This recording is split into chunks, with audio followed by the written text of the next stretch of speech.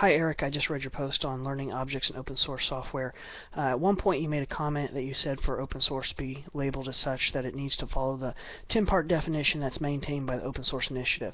And then you go on to say that this helps make sure that the data is cataloged correctly and the right vocabulary is used, that the software is more uniform and easy to use, etc.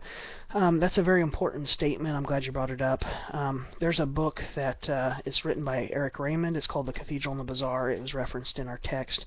In this book, Eric Raymond talks about how he kind of helped take control and organize the open source movement and kind of change their strategic vision, so to speak.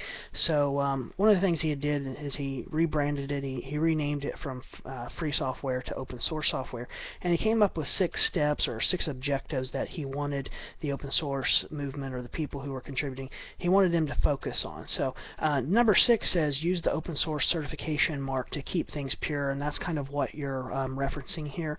So that was very strategic, and it's a very smart move that they did. And it's something that I have not seen happen, or something I have not read about happening with the learning objects movement. It's something that somebody's going to have to take charge, just like Eric Raymond did.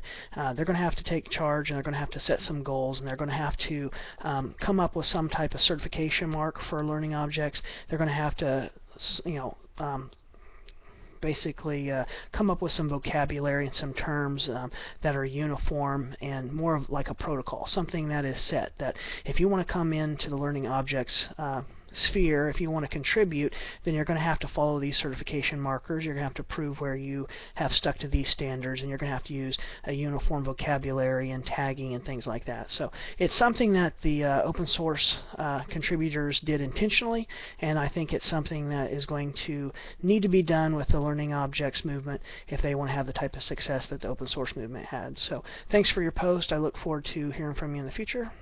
Bye.